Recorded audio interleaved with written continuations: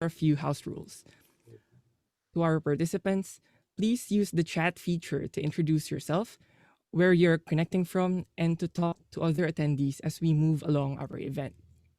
You can direct your questions to Slido, which you can access on any device with an internet browser. Go to slide.do or slido.com and enter the room code IRENA Youth. This event is being broadcasted live on IRENA's website at irena.org, and the recording will be made available on our YouTube channel, International Renewable Energy Agency. I would like to take this opportunity to deliver a brief introduction, and then I will invite the Director General, our special guests, and a few representatives from the 2020 IRENA Youth Forum to deliver their opening remarks.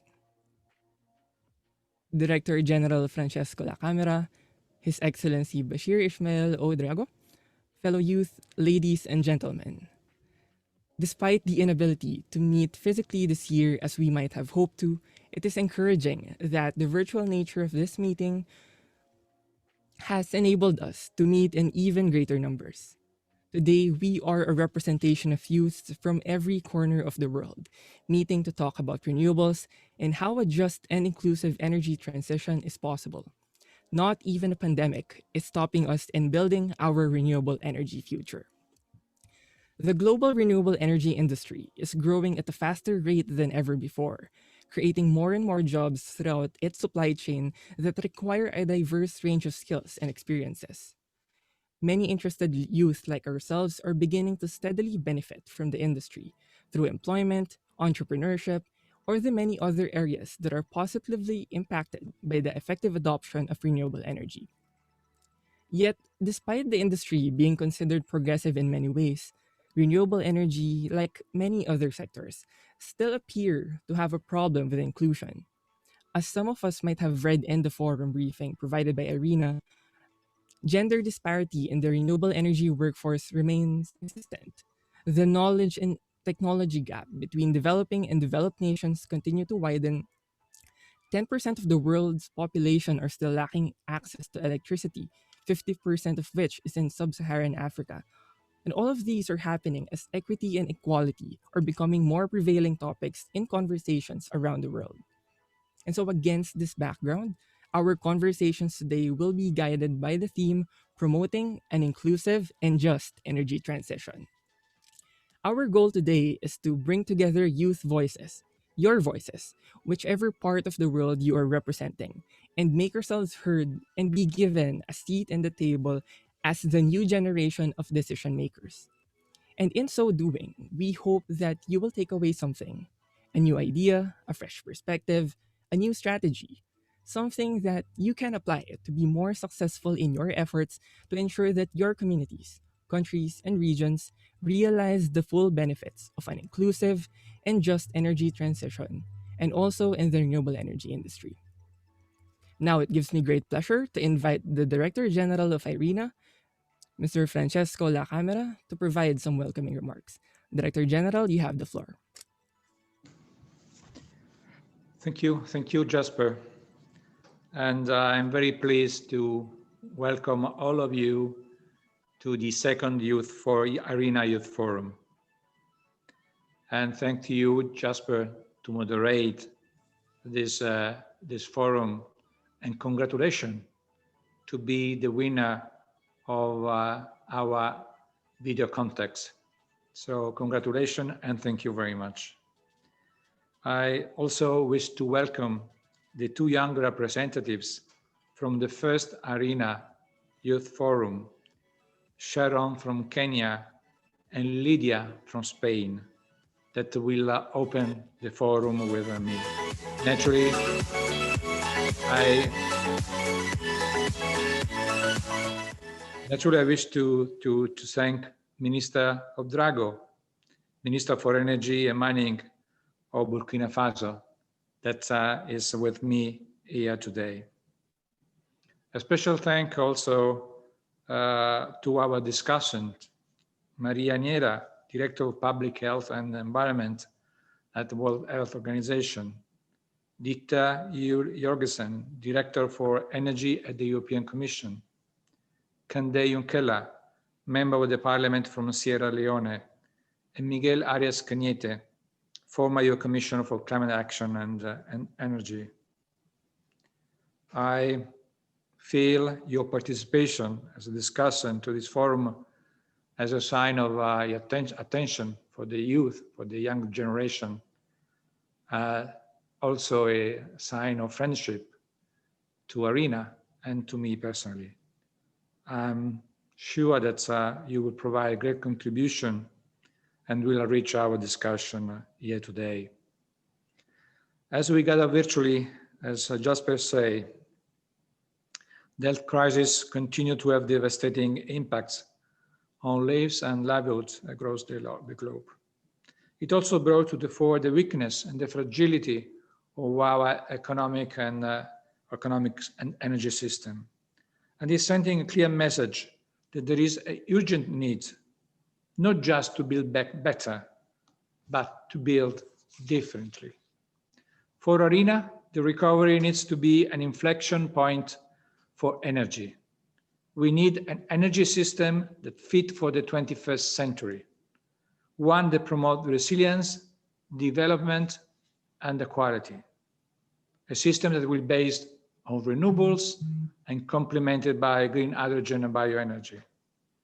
Our flagship report on the post-COVID recovery provides actionable recommendations to policymakers on how investigating in the energy transition can help them make progress in this area and contribute to a better tomorrow.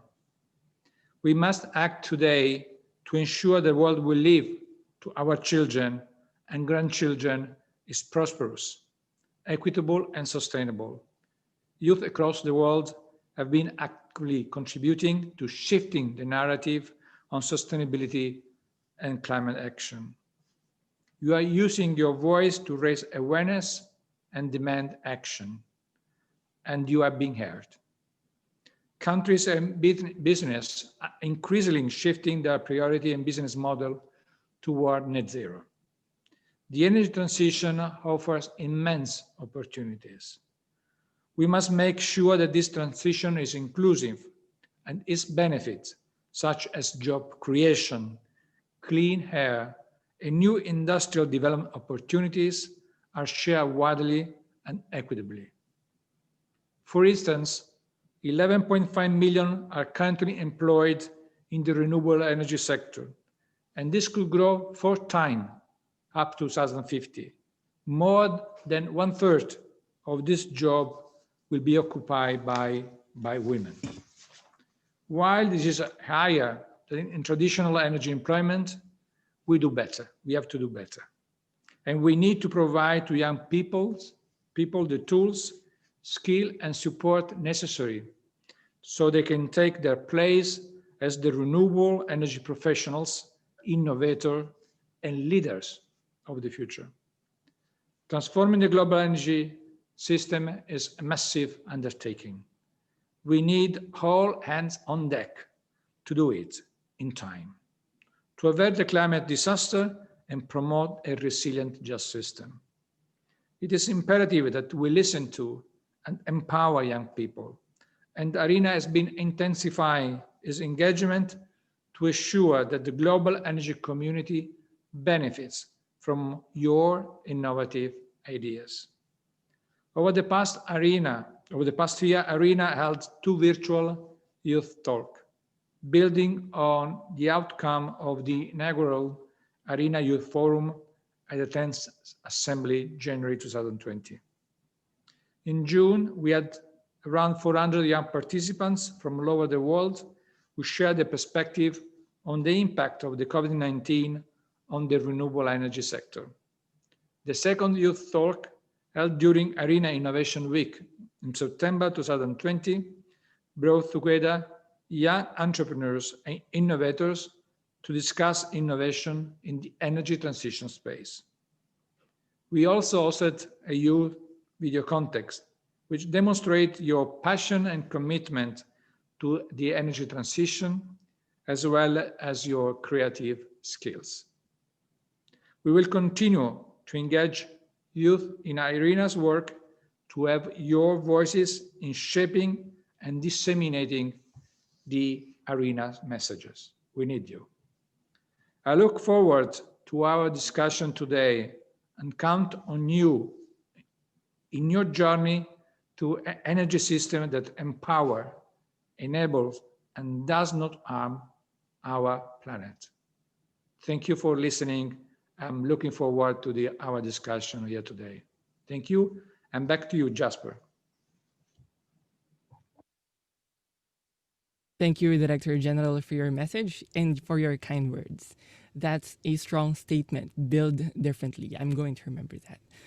And now let us hear from our first special guest, the Minister of Mines, Careers, and Energy of Burkina Faso, His Excellency Bashir Ismail Ouedraogo, for his message. Minister, you have the floor. Very much, and I would like to thank our dear friend, Director General Francesco Lacamera. I would like to thank you all for the opportunity that you are giving me to speak. It's my pleasure to address you all, and particularly the next generation of leaders at the second IRENA Youth Forum today. I hope my address will spark your ideas as you discuss your perspective on promoting an inclusive and just energy transition. I don't need to elaborate on the challenges that we are facing due to the pandemic. All of us, whatever representing governments, multilateral organizations, the private sector, academia, or civil society, have had to adjust to various challenges and make consequential decisions in various aspects of our lives. I can understand that for the youth in particular, this has been a particularly challenging situation. Many of you have had to switch to a virtual mode of education, which has come with new and unprecedented method of learning for everyone involved. The global situation might have been heightened uncertainty about your future plans and cause you to rethink your next steps. I want to ensure you that as youth, you will always have a role to play in the energy transition. In many ways, the current situation has highlighted the consideration of driving equitable, inclusive, and just societies and economies. At this time, the global community may not have all the answers to adequately confront and recover from the widespread impact of the pandemic. However, what we do have are facts, figures, and estimates, including those provided by IRENA. These studies have shown the resilience and viability of renewable energy compared to other parts of the energy sector, as well as the contribution that the energy transition can make to creating equitable, inclusive, and resilient economy. This not only means that there are plenty of emerging opportunities for you to consider as you proceed with your future plans, but also that there is a greater space for the voice of youth to drive this transition and imagine a better future for the world and for all of us. Achieving the energy transition and ensuring that the widespread benefits are fully realized requires extraordinary effort and visionary approaches, something that comes naturally to the youth. You must seize this opportunity to extend the dialogue, not just by putting the energy transition at the heart of the sustainable development and climate change imperatives, but also by highlighting the importance of building a just and inclusive world.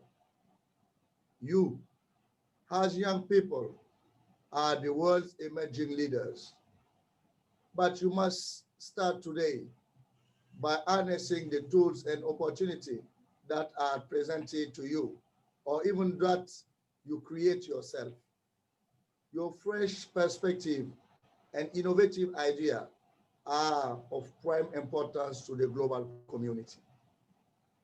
To spark new ways of decision making and third, raise ambition as we work together to create a world that is centered on inclusiveness and justice. It is only through a just transition that we may create positive and lasting change in our society and economies. And I have faith in your ability to bring a unique perspective on the structural shifts needed to accelerate the energy transition and realize our climate goals. I would like to commend you for joining us in the collective effort to build a better world and reiterate my faith in your ability to make positive, far-reaching contribution to the world. Thank you very much. And I wish you all to have a very good and very inclusive and great meeting. Thank you very much. Back to you. Thank you, Minister. It is reassuring to hear from you that the youth will always have a role in this transition. Before we proceed, we would like to ask my fellow youth here with us today to please turn on your cameras so we can see your wonderful faces. Okay, thank you very much. I would now like to invite our next guest, Ms. Cherop Soy from Kenya, from the 2020 IRENA Youth Forum, to provide her welcoming remarks. Cherop, you have the floor. Thank you very much, Jasper. The ongoing pandemic has highlighted the gaping holes within our societies, those areas where urgent action needs to occur. It is evident now more than ever that the shift to cleaner and more sustainable alternative sources of energy is crucial. Moreover, this shift must be inclusive and it must be just. About a year ago, I was part of the inaugural Youth Forum in Abu Dhabi, which was a big statement in itself from IRENA, as it was the very first time that young people were included in the conversation on the key role that the youth play in the global energy context. This forum was a place where youth voices were heard in relation to the interlinkages of renewable energy with innovation, the adaptation and mitigation efforts, and the socio-economic benefits. Collectively, we, the young people, emphasize the potential renewables have to address climate change, fast-track development, attain the SDGs, and ultimately the urgent action, and that youth inclusivity would be vital to tie this all together. The connection with the fellow young people at the forum did not stop at that. In fact, we cemented it, and today most of us champion for affordable and clean energy at SDG 7 Youth Constituency. In my capacity as thematic focal points for energy access, I act as the tool and the guide for implementation of energy access worldwide through policy advocacy, capacity building, knowledge, and youth action.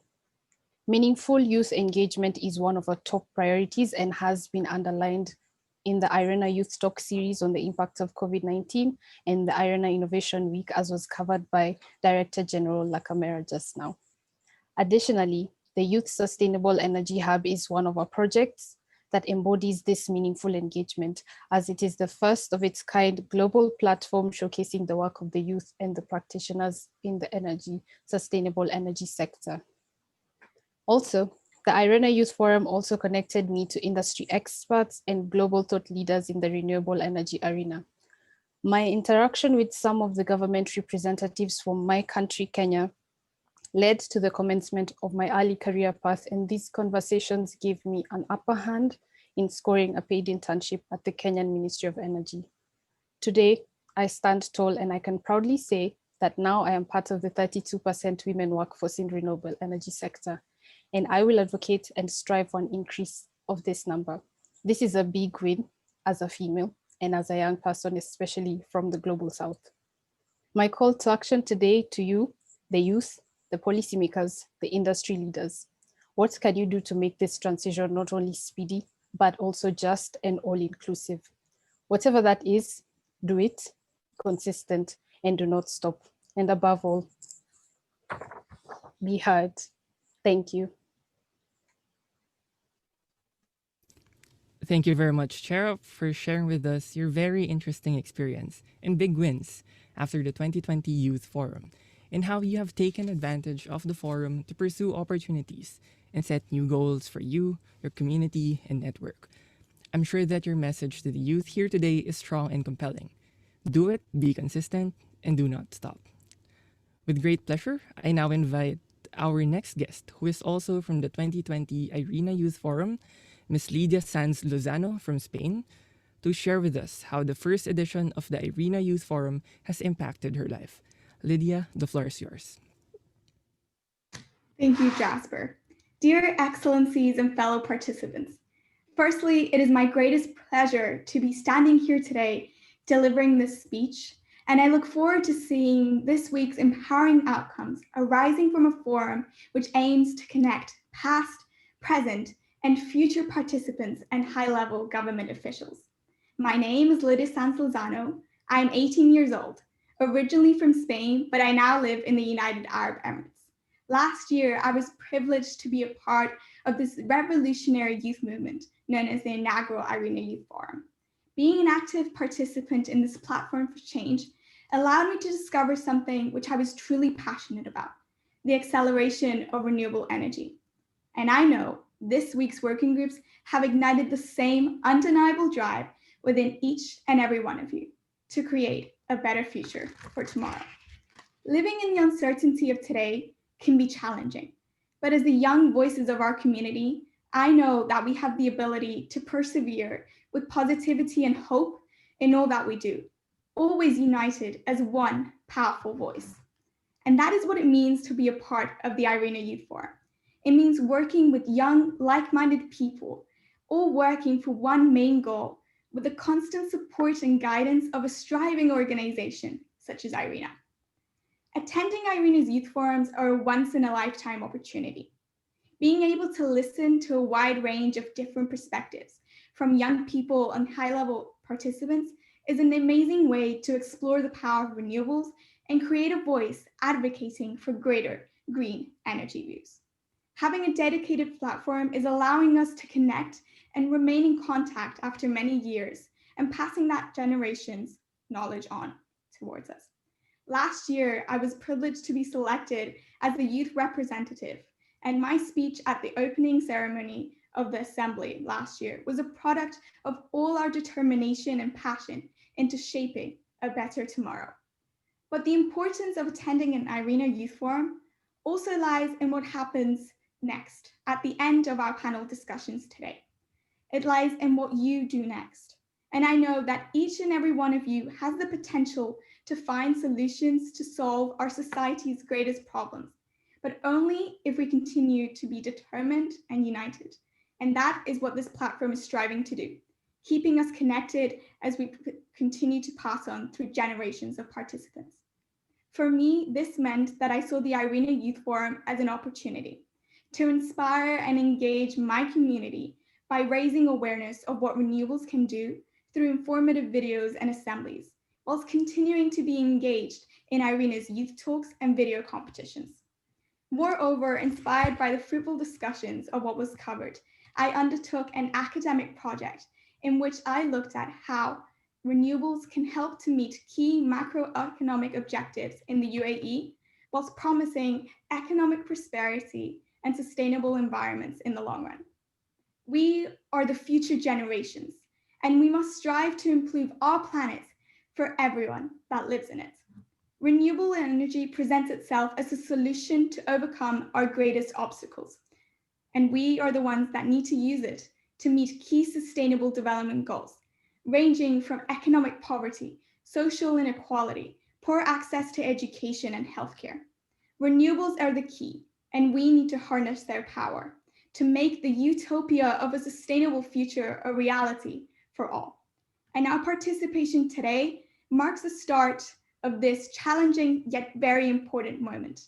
And I am proud to be a part of this journey with all of you here today and seeing how our platform grows every year with new participants. I am extremely thankful for all that IRENA has done and all that it will continue to do so in the future, as it is this partnership between IRENA and youth which made not only my dreams a reality, but also the dreams of many children and people all across the world, as we are helping to create a voice to promote greater renewable energy use for all. To conclude, I would like to end my address in the same way that I ended my speech at the opening assembly last year. Dream, persevere, and stay positive. Then you'll be able to make your ambitions a reality. Thank you. Back to you, Jasper. Thank you, Lydia, for your remarks and your inspiring experience and message to all of us, the youth around the world. I believe the Director General and the Minister's remarks set a clear direction for this youth forum. We need all hands on deck, and the youth's active involvement and fresh insights give way to building an energy system that realizes fully our need for affordable, reliable, and modern energy services.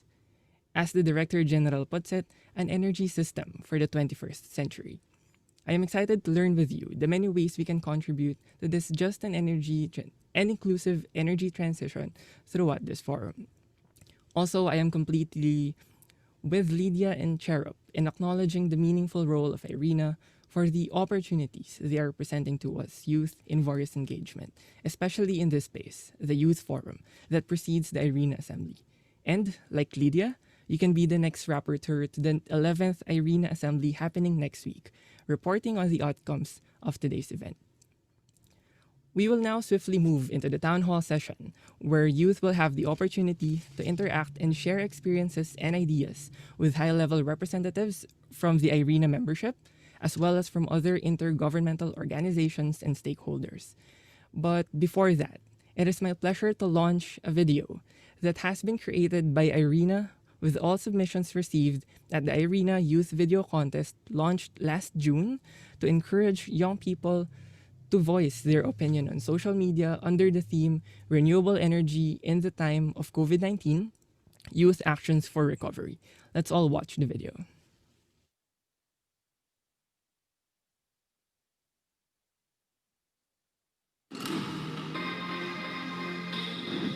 As the SDG7 Youth Constituency, we empower young advocates become a part of the decision-making process on clean energy transition. We work to bring the young people together and make sure that their voice is heard.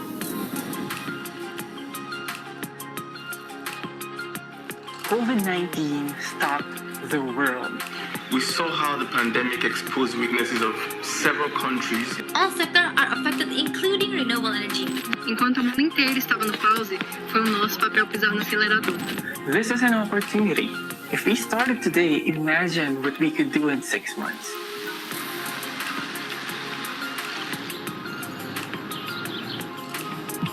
Government should support and provide financial assistance so as to revigorate the renewable energy economy.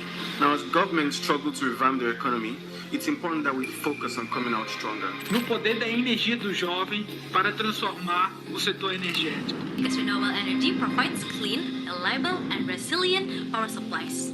It's up to us to power our renewable energy future. Make that decision today to make an impact. Our world needs us. Join us today. Jovens de Energia. It's time to scale up.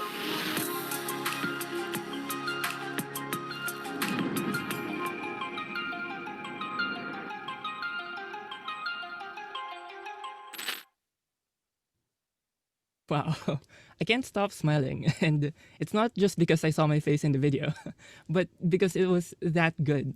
Thank you, IRENA, for that summative video. I'd like to hear from our participants. What do you think of the video? If you can write down your thoughts about it on the Zoom chat, that would be amazing.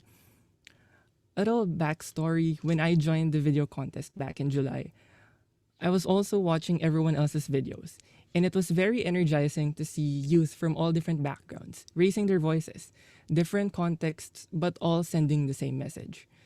Now, seeing this video made by IRENA, I think this is the perfect testament to how even more powerful we are together. And for the same reason, we are gathering here today, to unite our voices and together be heard. I believe this is a good opportunity for a virtual group photo with our Director General and His Excellency. To those able to turn on their cameras, please do so, and so that our organizing team can take a quick screenshot to share on our social media. If you have the IRENA Youth background, that would be great. And if you can hold your Be Heard signs, if you have them, that would be amazing as well.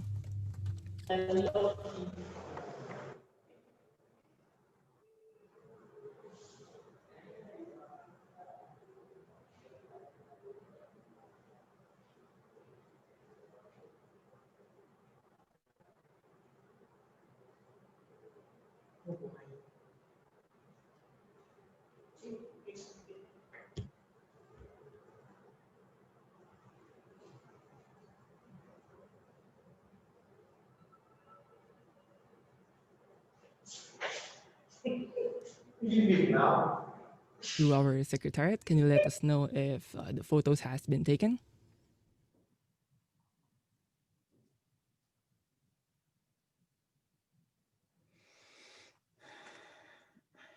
Yes. Okay, I believe we're good to go.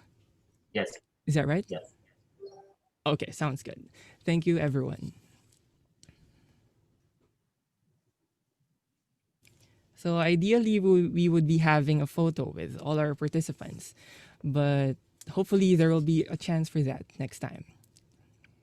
As the transition from predominantly fossil fuel-based infrastructures to more sustainable renewables-based energy system progresses across countries and region, the need for inclusion in the process has become more apparent. Our global efforts to accelerate climate action through renewable energy entails massive innovation and widespread adoption of renewable energy practices. But at the heart of this roadmap should be inclusion and justice. An inclusive and just energy transition requires the acknowledgement and deeper understanding of social, environmental, and economic injustices that exists in today's energy system. The success and sustainability of this transition is heavily connected to the active participation of all members of society, including youth, women, LGBTQI+, Black, Indigenous, people of color, and anyone traditionally left excluded. This entails a good grasp of these communities' barriers to meaningful engagement and broadening accessible opportunities. Only do we make the energy transition a successful one if we put equity, justice, and inclusion as the overarching theme of any conversation regarding the energy transition. This should be our new normal. With the exchange of views centered around the theme promoting an inclusive and just energy transition, the town hall will begin by having introductory remarks from the young representatives of the 3 working groups that took place on the 10th and 11th of January, who will share with us the outcomes of what has been discussed and the ideas, proposals, and suggestions that were arrived at in their respective working groups. Following the presentations by the 3 working group representatives, I'll turn the panelists for the session and kick off the conversation, asking questions that draw out some of the high-level themes and trends we should be thinking about. I would like to introduce our discussants for the session, starting with Dr. Maria Neira, the Director of the Department of Public Health and Environment at the World Health Organization. Next is Mr. Miguel Arias Cañete, the former EU Commissioner for Climate Action and Energy. Dr. Camde Yumkela, a member of the Parliament in Sierra Leone and former United Nations Special Representative of the Secretary General for Sustainable Energy for All, and also the former Director General of the United Nations Industrial Development Organization, or UNIDO. And finally, Ms. Dite Yul Jorgensen, Director General at the Directorate General for Energy at the European Commission. Thank you all for honoring our invitation as youth. And then for the third part of our town hall session today, we'll open up the floor to give you, our participants, an opportunity to intervene, providing a brief overview of your questions, concerns, and contributions. I'd like to remind participants that we have a full agenda for this meeting, and therefore I would like to propose that all interventions are limited to 3 minutes to ensure broad participation and hear as many views and interventions as possible. As mentioned earlier, our goal today is that through these conversations, whichever part of the world you represent, you will take something with you, an idea, a perspective, a strategy that can support the promotion of an inclusive and just energy transition by the panelists. Akarshan Vaid is okay, thank you. That can support the promotion of an inclusive and just energy transition by ensuring that your communities and countries harness the full benefits of renewable energy, also in building back after COVID-19. And so, I am now very pleased to invite our first young speaker, Salma Alarefi from the United Kingdom, rapporteur of their thematic working group, The Role of Renewables in Addressing Key Social Challenges, including in humanitarian and health sectors, to share with us the outcome of their meeting. Salma, you have the floor.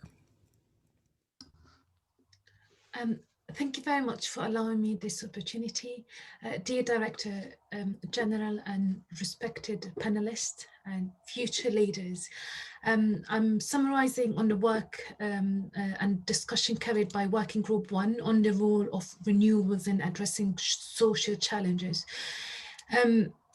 In summary, the outcome of the discussion, we discussed that the role of renewable energy in advancing an environmentally sustainable society was actually acknowledged to be fundamental in overcoming key social challenges. In that regard, it was agreed that achieving a rapid and just transition, a transition whereby everyone was involved and no one is left behind, was actually essential in bridging the social gap. The youth-led and driven working group we had around the discussion of the role renewables can play in addressing social challenges and assisting having a role in relation to humanitarian actions and the health sector in specific, have actually stimulated a really an engaging and meaningful discussion led by diverse youth groups coming from different backgrounds who contributed insightful inputs based on a very life-lived experience. We had youth coming from refugee camps, youth from developing countries, or and some who lived in rural areas with very unreliable access to electricity. The discussion on the role renewables could play in mitigating key social challenges was mainly centered about the role of sustainability, and that's to do with the value that renewables can add to not just to the environment, but to the society and the economy, with great emphasis on the impact of renewables in assisting a transition towards a socio-economic sustainability. And in that regard, we all agreed that renewables can have a role in establishing an environmentally sustainable society and economy. So in the first point, in the point of a sustainable society, it was agreed that the introduction of renewables to communities, countries, whether that's rural or developed country, can actually help to improve health and well-being conditions, and that's as a byproduct of improved weather conditions by reducing emission and introducing different mechanisms to help reduce the overall carbon footprints of the societies. We also agreed that renewables can have a role in eradicating fuel poverty by diversifying the energy supply source of a community or a country, which increases the self-sufficiency of that country and hence improves energy security. We address the role renewables can have in enhancing access to medical services, and that's mainly to do with the fact that renewables can provide a reliable power source to hospitals, rural clinic, and mobile hospital that used to support refugee camps. And we agreed that overall renewables can help to improve the standards of living by providing a means of sustainable power for providing security lights in community and rural areas, and providing a green, sustainable way for clean cooking.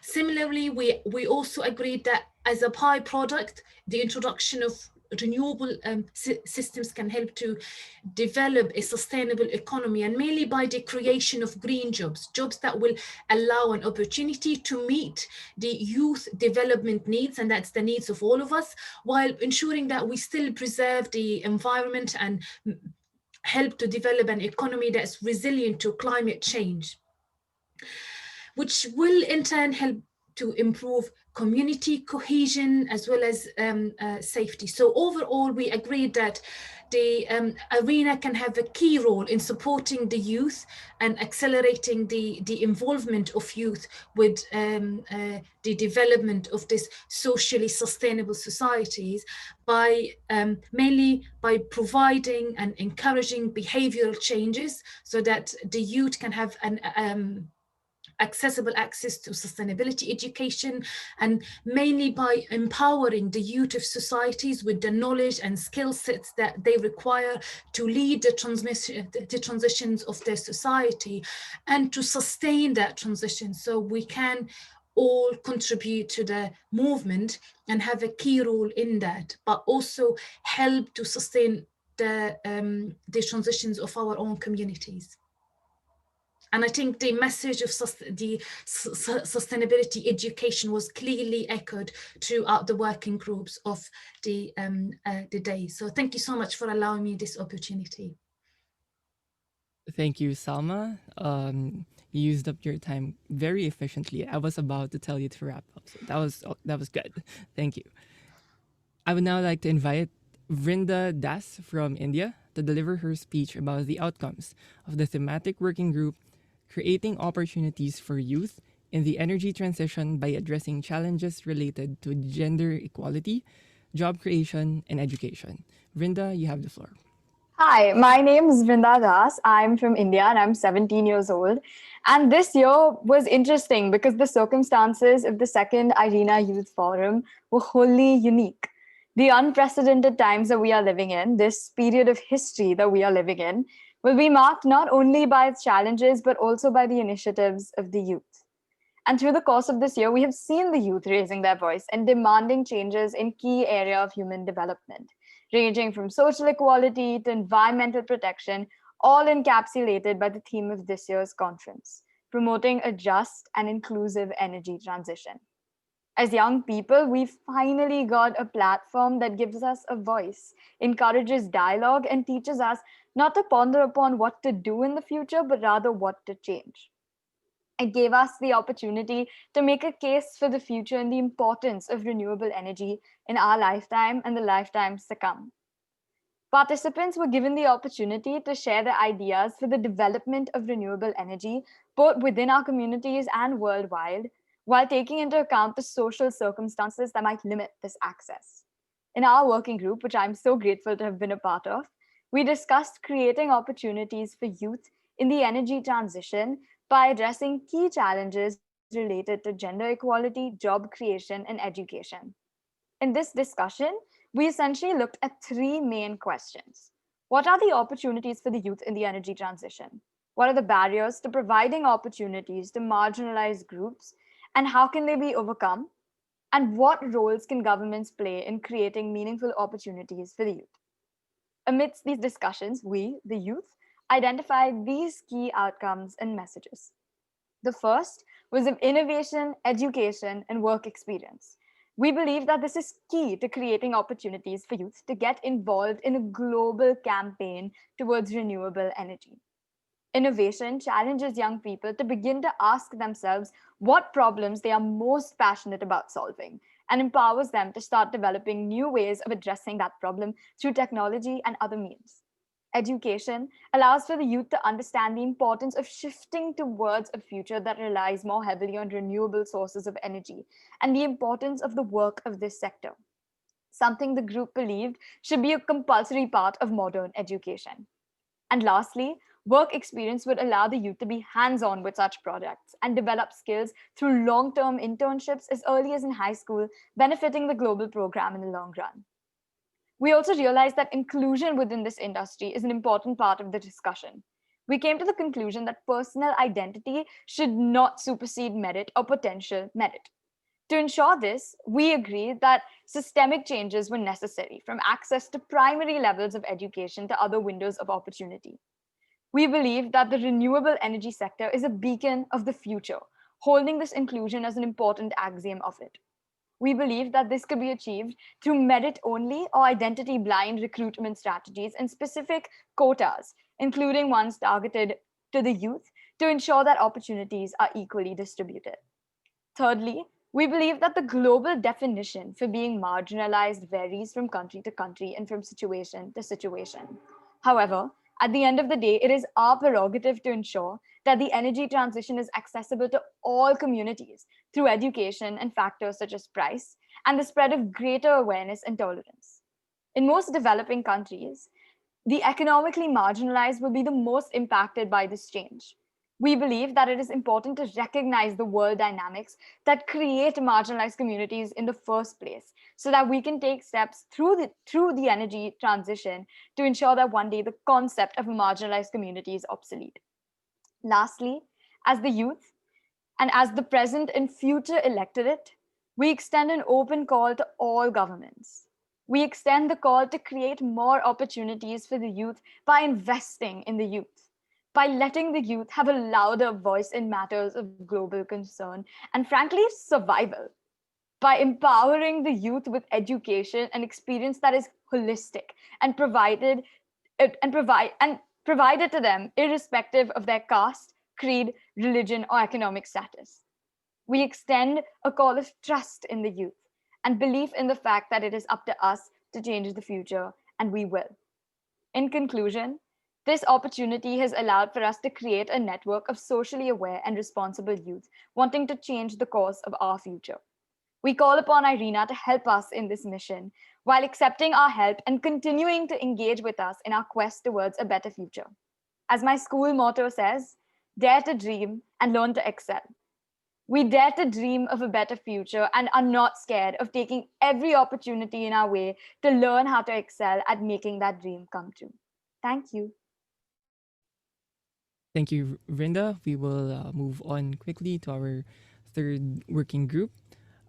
I would now like to invite our last young speaker, Sophie Ryan Oye from Norway, rapporteur for the thematic working group promoting youth voices in work, such as youth engagement, research, and advocacy on renewable energy, to share with us the outcome of their meeting.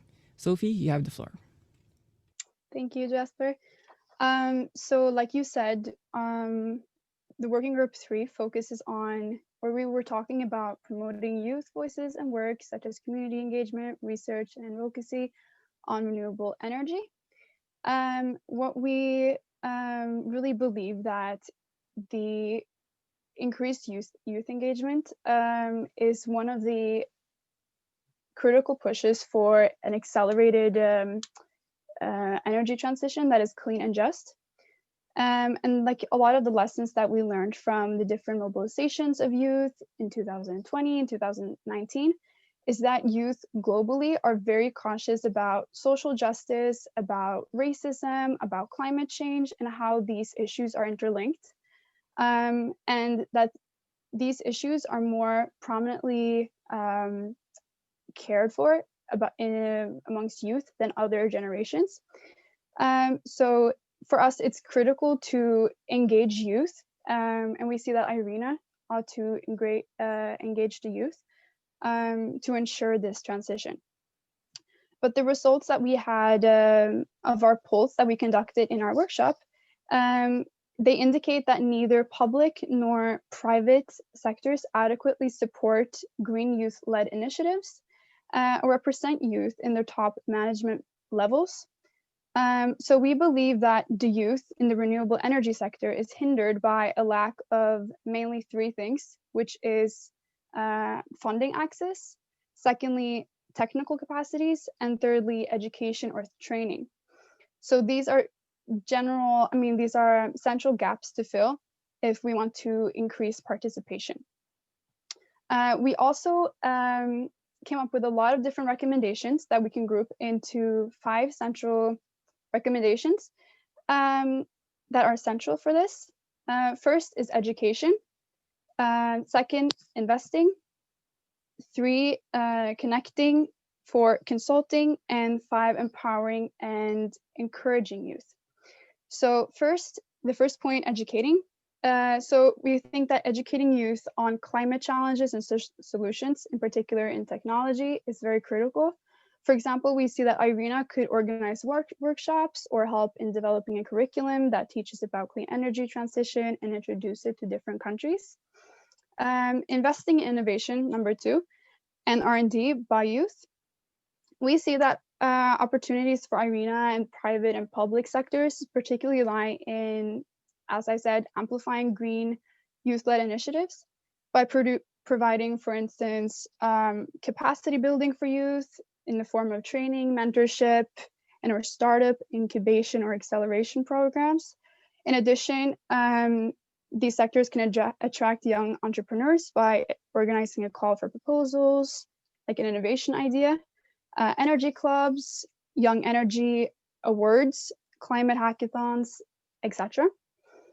Third point is connecting youth and connecting competence between youth and experts within and between countries. Here, IRENA can, for instance, help bridge the accessibility gap between young activists and researchers and the private sectors, education or research institutes, or governments that are within the IRENA network. Fourth point is consulting youth. In company or governmental decision-making processes, this is a part of actually listening to youth activists.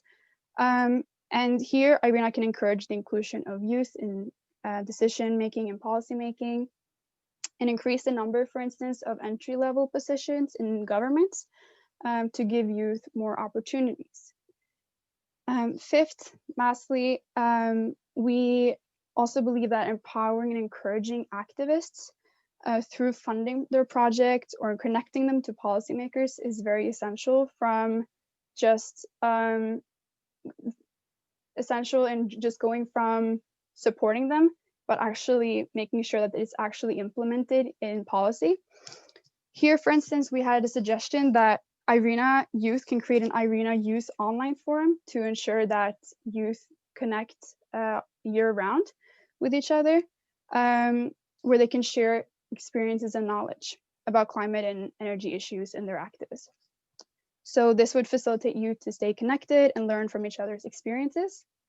So to conclude everything, from the key messages that Working Group 3 wants to communicate back to the IRENA Youth Forum and Assembly are, firstly, we want to emphasize the role of youth in promoting an inclusive and just energy transition in their individual communities and globally. And secondly, tackling existing barriers that hinder youth's active participation in renewable energy.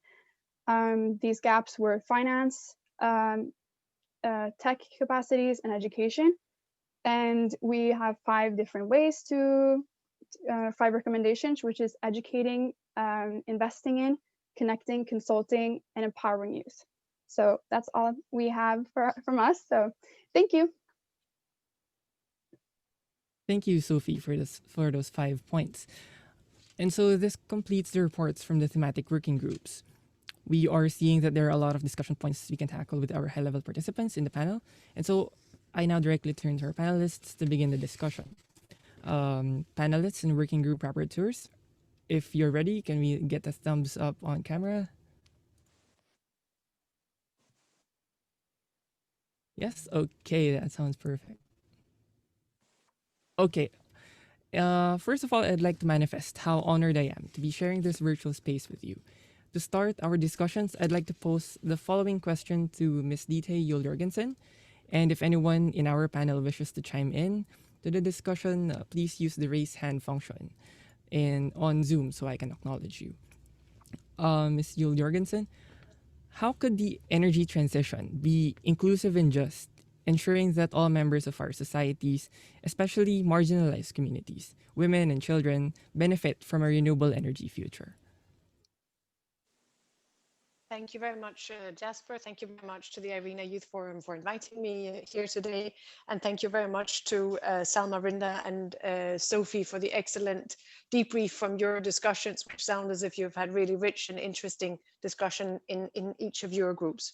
I think your question, Jasper, really goes to the core of what the energy transition is about and how we need to steer the energy transition so that it both achieves our climate objectives, our green transition objectives, our clean energy objectives, but also as several of you have said, that it is just. Actually, I think both Salma, Rinda, and Sophie pointed to the need for a just transition, an inclusive transition, and you said it yourself as well, Jasper, across different groups of society, regardless of how and where they live and what they look like.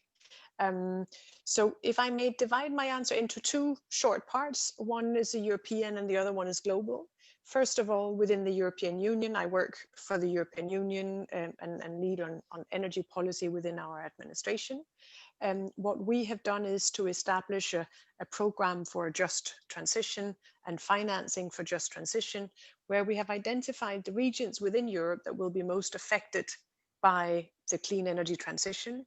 So for example, regions that are heavily dependent on coal in their energy mix or have coal mining, where people who have those jobs, families who live from the salaries from those jobs, people who use that energy, all will need support and help to make the transition. That can be done by, for example, by support for an industrial development into something else. And to give you one very concrete example, one of the regions in Poland that is fairly heavily dependent on coal, the Silesia region, are looking to invest into clean mobility, clean transport, starting a production both of batteries for transport, but also of the actual electric buses that can then be used, obviously, both in the local market, but also as a possible export sector. So a way to create new industry, new job opportunities, and to help the shift out of coal dependence or fossil dependence. And there are many other examples in the European Union. I just wanted to give you one good example of what it could look like. Now that's Europe, and we are 27 countries that have differences, but also have a very close cooperation as part of the European Union, common financing mechanisms, common programs, common legislation, a common European energy market.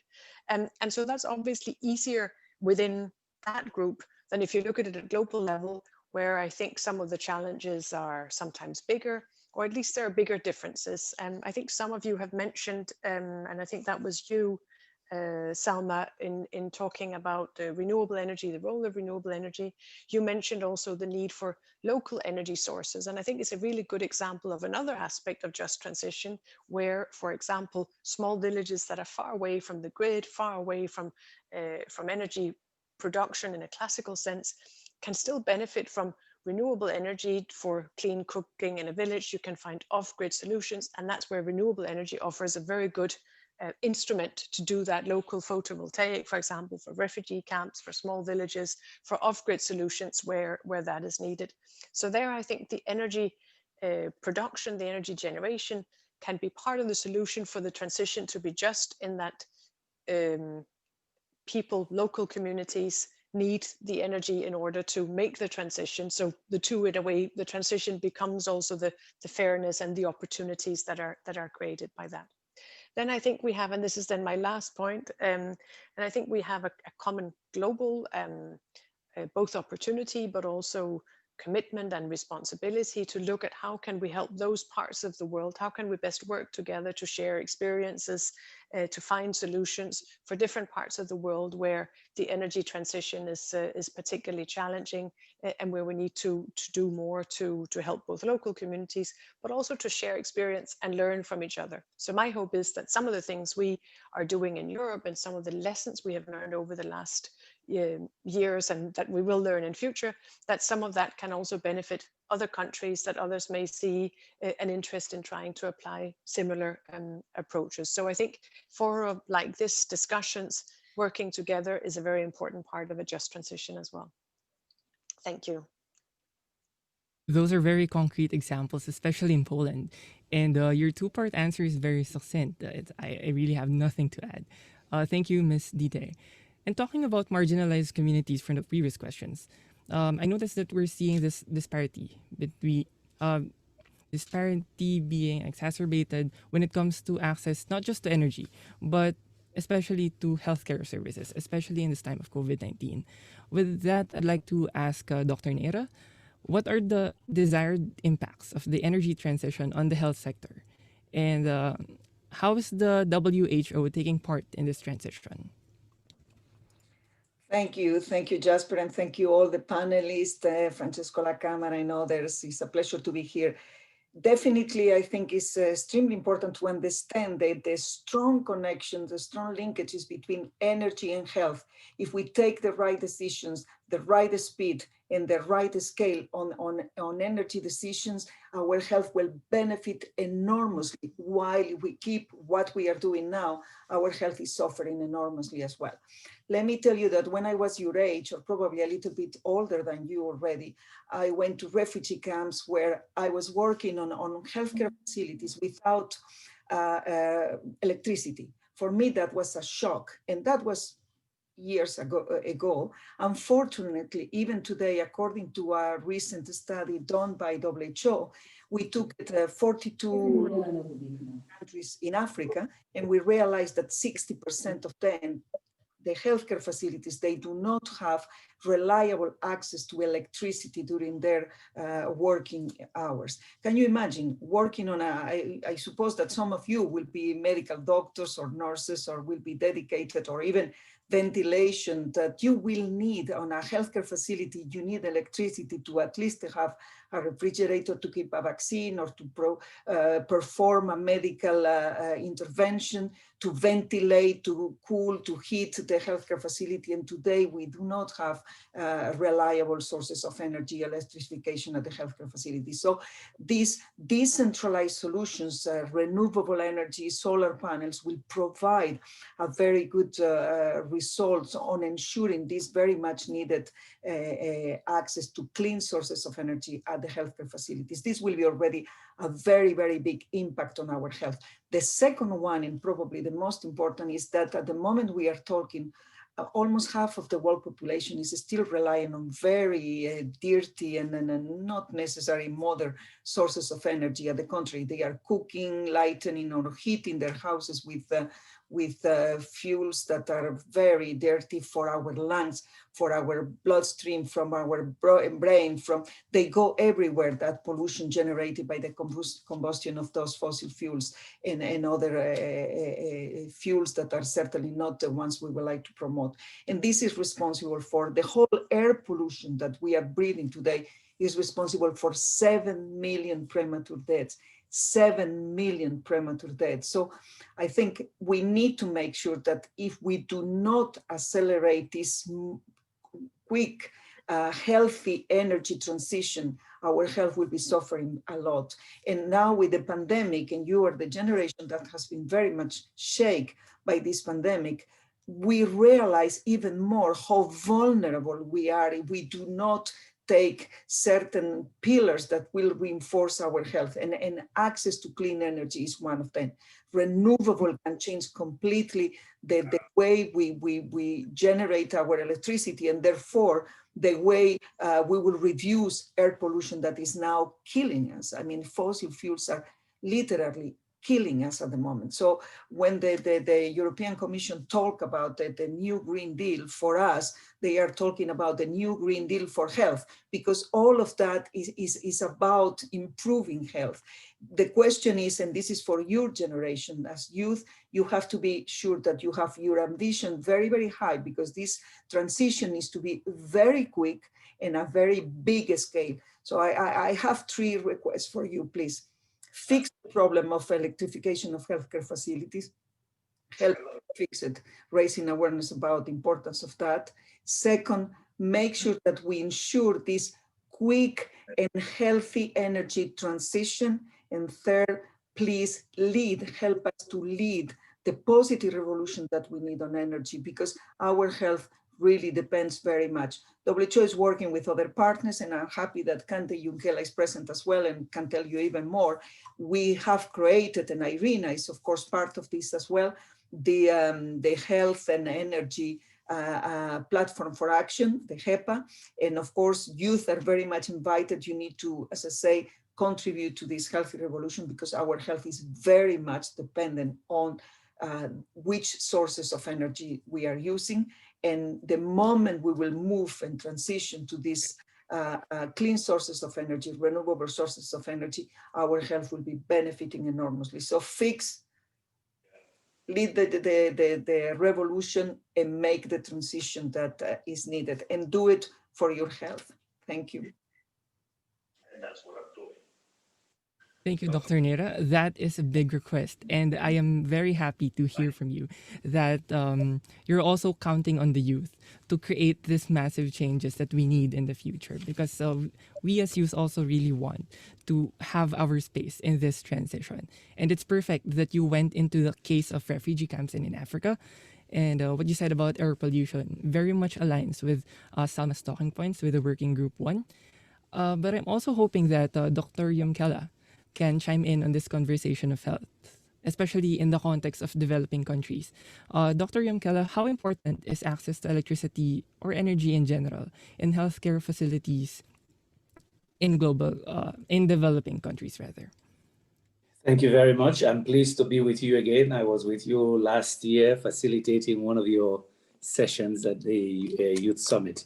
Well, for sure, I think Salma's team already did a good summary of why access to energy is critical for developing countries. I made 3 points, recorded 3 points she said, to eradicate fuel poverty, to enhance access to medical services, and also to build resilience.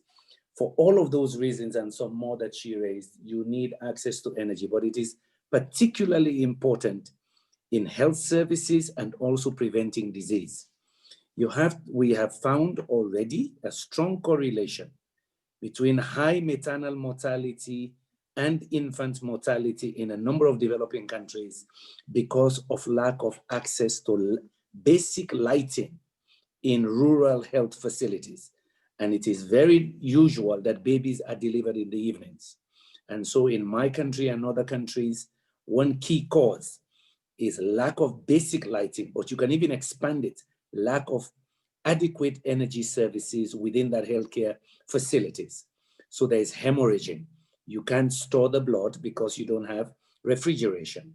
If you take COVID now, if you look at the vaccines that have been developed, all of those vaccines require temperature control facilities so that they can deliver the vaccine at the point of use. Think about it. If it is becoming a big logistical supply chain management headache for the very rich countries, imagine what it would be like to make those vaccines available, say in my village, which is very rural, dirt road, very difficult to travel on. Worst of all, we don't have power. So you can begin to see that critical linkage even with COVID-19. Some of those vaccines require sub-zero temperatures. You can't have that without access to energy. So I wanted you to see that context, that even with the pandemic we have now, energy services will be crucial. I extend it a little bit to water and sanitation. Most very poor people have to go down to the river or the well to collect water. Well, that water is not filtered. For it to be filtered, you actually need a system, an infrastructure that will pump that water, deliver it to the point of use in the households, in the schools, in the hospitals. To pump that water, you need power. So just to link and build on what Dr. Nera just told you from WHO, energy is central. And this is why with their leadership in WHO, we formed a big coalition now. We're calling the Health Energy Platform for Action, HEPA. We're bringing a coalition together to ensure that, in fact, we can deliver energy services to health facilities and to deal with the issue of air pollution that she mentioned. For us in Africa, 500,000 premature deaths every year simply because a woman has to cook dinner for the family. Similar problems you have in India, in Bangladesh, in half of Indonesia. Because women are cooking, they inhale the smoke because they're using charcoal and firewood.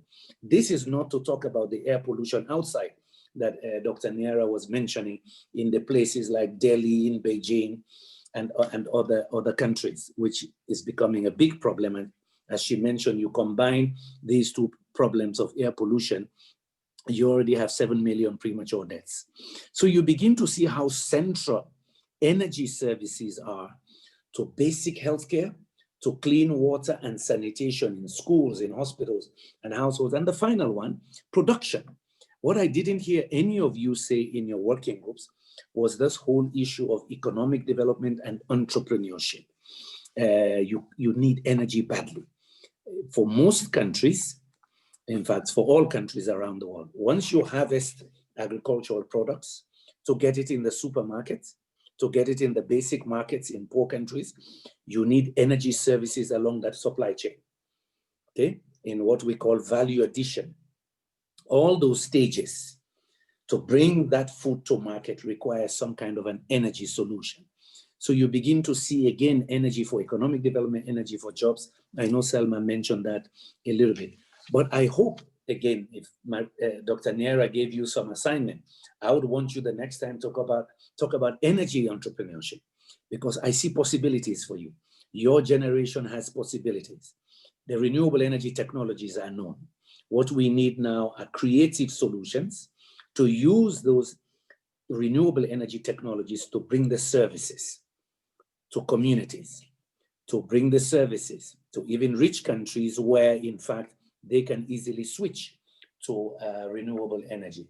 How do you get that entrepreneurship so that that solution is profitable? And of course, also you ensure equity. But we need more energy entrepreneurs like yourselves on this forum. And Sophia's idea of having this online forum as a regular engagement, I'm sure IRENA will be able to set that up for you. Thank you, Dr. Gimkela. I'd like to delve into that energy entrepreneurship a little bit more later. But for now, I'm very interested to hear from Dr. Niera about what the WHO is doing about that concern of the logistics part of vaccines, especially in developing countries. Hey, fantastic. You probably heard about the COVAX, which is a system that WHO and other agencies, the UN and countries, have set up to make sure that there will be, hopefully, an equitable distribution of vaccines for those countries that cannot have it.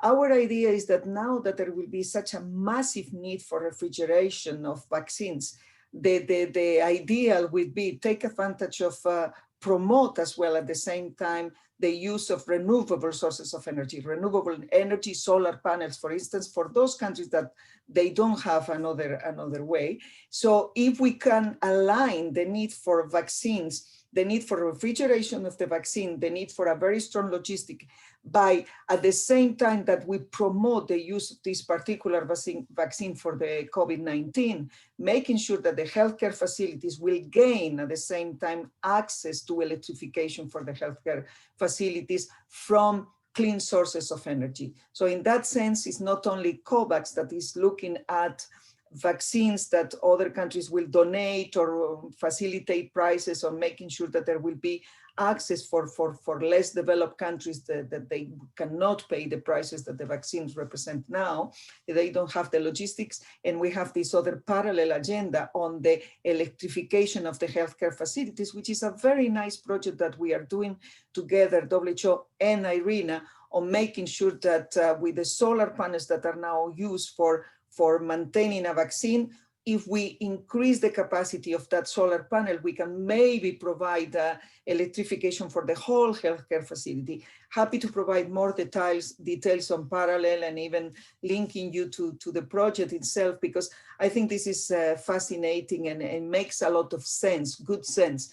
And as my friend and Dr. Gimkela has just made, this is all about green jobs that will be generated and environmentally friendly kind of jobs as well, because even if you are a medical doctor, or you are working on ventilation, or you are working as an engineer, you need to have this mentality as well on your working environment, that you need to promote this clean source of energy, particularly the renewable source of energy. And this will be to protect your health, to protect your lungs, to make your lungs great again, as one of my colleagues was appreciating this expression, provocative one, but we need to make our lungs great again. And you guys need to help us to do it wherever you work.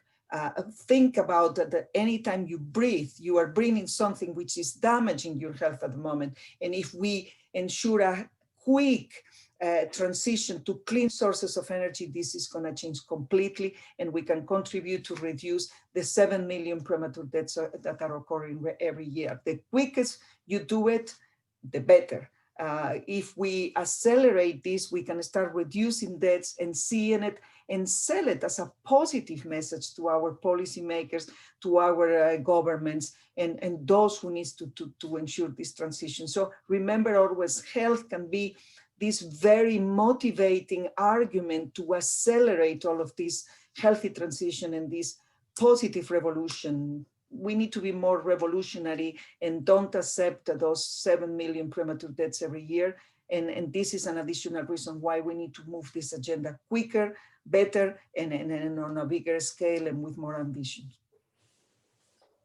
Thank you, Dr. Neira, for that information, and that the WHO is very much on top of these challenges in COVID and vaccination, and also on shedding light on how the COVID response and healthcare efforts in general is very aligned with the renewable energy agenda. For now, I want to talk about moving forward from COVID. I'm directing this question to Mr. Cañete. Mr. Cañete, what do you think is the role of renewable energy in ensuring a sustainable post-COVID recovery?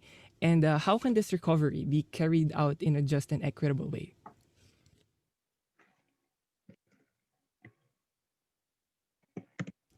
Not an easy question, my friend.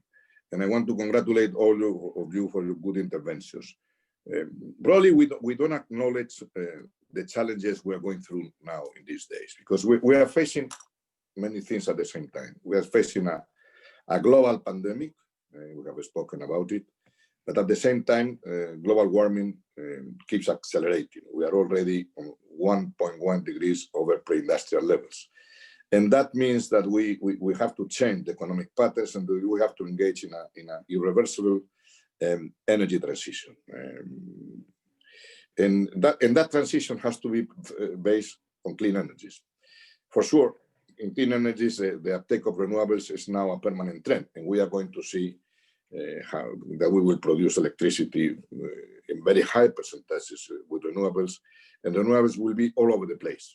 Technology will evolve. The cost of renewables is cheaper by the day, and it is marking the end of the fossil fuel era. That's extremely important, because it also means that we are going away from coal and from oil.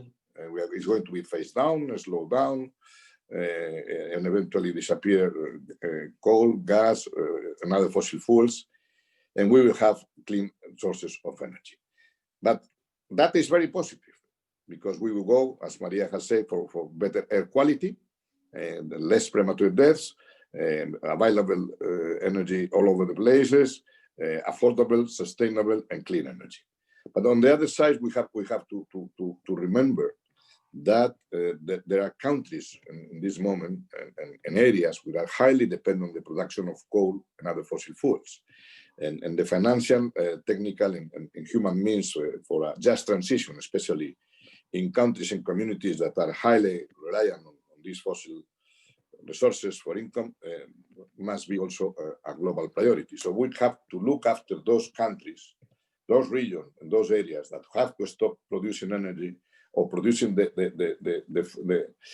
sources, the actual sources of producing energy. And that is a major change in the geopolitics and in economy.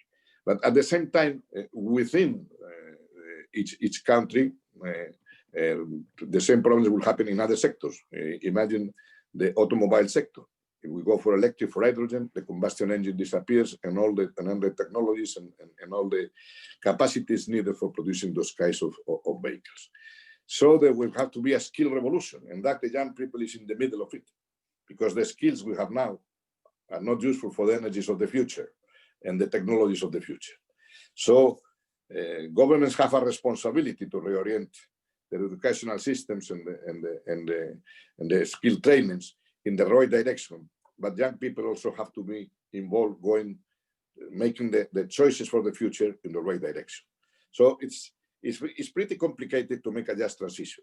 It's pretty complicated for developed countries, And I have listened, Director Dieter Jules Jorgensen within the European Union. She's doing an excellent work accelerating the energy transition and making it a just and fair transition in Europe. But we have a compromise much more intense with developing countries, because it's not so easy to decarbonize for a developed countries as for a developing countries. And then we have to have all kind of support for them, and we have some compromise. Developed countries have to fulfill the commitments made under the Paris Agreement to mobilize $100 billion in climate finance per year by 2020 and to increase it afterwards. And also they have to establish financial mechanisms to support technologies of the future and to support joint innovation. This energy transition means also a technological revolution, and technology transfer becomes extremely important. Cooperation to make research, innovation, and development becomes fundamental, and that will be one of the big challenges of the future. The good thing, this is a huge task, but the good thing is that things are moving in a global area. If you have asked me 2 years ago, I would say this is a very complicated task, because there were fast movers and no movers and slow movers.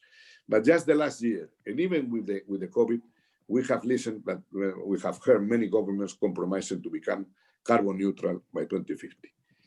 That's a moral compromise, but that's a revolution in the way and an acceleration of the energy transition. The energy transition is irreversible. The way for renewables is irreversible. Renewables are going to be the energy of the future, and we have to use these kinds of opportunities. Young people are very well placed to obtain the benefits of this revolution. But because the energy transition will only happen if it has the full support of the population and of the young people mainly. So involve yourselves in the decision, press your decision makers, try to get the skills needed for the future, and try to be always reivindicative of a better world, because that's what you have done, and political appointees have to deliver. We are on the good way, and we also, even with COVID, we cannot forget that climate is a structural and permanent crisis. With COVID, with the vaccines, we will go out. We will solve the problems of distribution of the vaccines. Maria Neira has some comments on it. But climate, global warming keeps going day after day, and we cannot stop action. My message is, action has to be permanent. The transition is irreversible. Renewables will be the main source of energy of your future, and everybody has to be involved in this transition. If the transition is not just and fair, it could not be done, because to make an energy transition makes a change in the way we act on our daily lives, a change of how we use energy, we use water, we transport ourselves, how we go to circular economy. It's a radical change. We are in the middle of a revolution, and you are going to live through it. So make the best of it, my friends. Thank you, Mr. Cañete. That's a very powerful point. And I'd like to stress your point earlier that we have to look at those countries that need the most support in transitioning. This circles back to Ms. Jules Jorgensen's and Dr. Yimkala's interventions very well. So thank you for your intervention. Building from Dr. Neira's challenge to the youth earlier, I want to ask this question to Ms. Dite. How can youth enter decision-making roles in the energy sector and thus accelerate the clean energy transition? And this is in context that a lot of people are placing 2021 as the year of energy, because we're having the IRENA Youth Assembly in this January, we're having the UN High-Level Dialogue on Energy in September, and the COP26 on November. Thank you very much, Jasper, for the very good question, and thank you also to the other panelists for the very interesting insights. This is I'm so happy to have been invited here and to be part of this interesting discussion. So what youth can do, I think first of all, you've got in a number of different places in the world that we have set up, like the IRENA Youth Forum in Europe. We have set up also a youth European Youth Energy Network. We've got a climate pact, which is essentially the structure, the platform, the vehicle for engaging, for getting views, for listening to both those that agree with us, but also those that disagree or have other ideas or suggestions, and including a youth forum, a youth constituency. And then we have had our last year, we had our first EU Youth Energy Day, which essentially was set up after I joined your forum here last year and was so excited and inspired by it that we said, well, let's try to do more in Europe also to involve youth in our decision making. So make use of the fora that are there. And if there is no good forum where you live or where you can get engaged, then maybe start setting something up, join a group.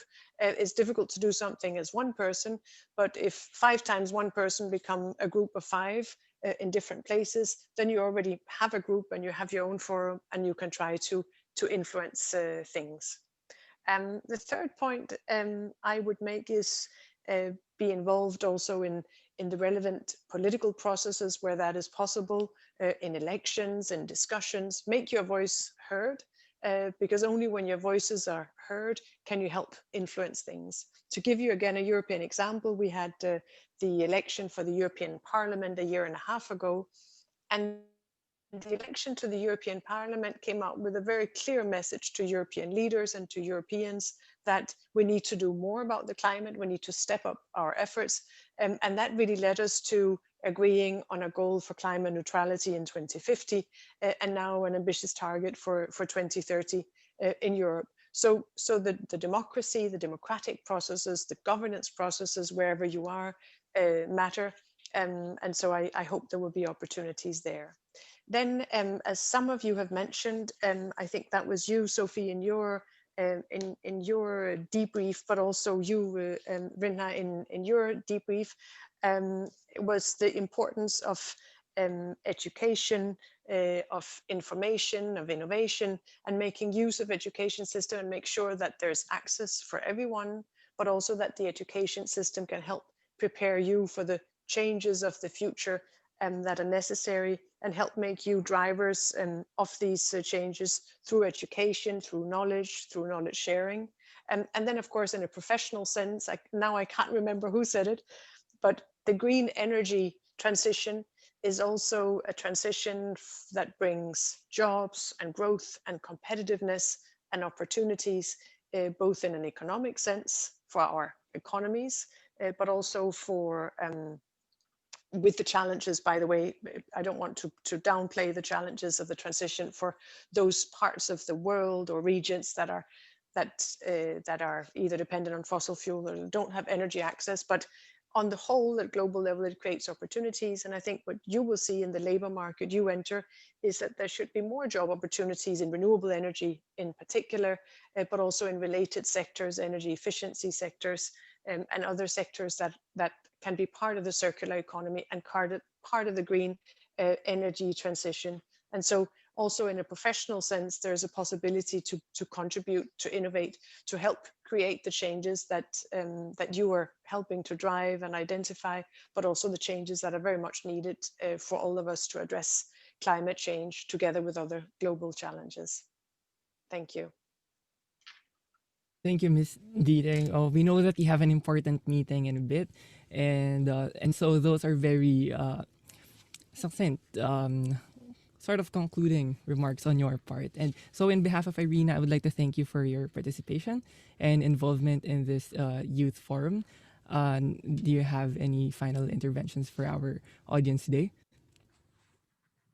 Well, maybe just once again to thank you. I like when I was here last year. I'm so impressed by your insights, by your engagement, your commitment, your ideas, your approach to things, but also your skill, your ability to present here with all of us.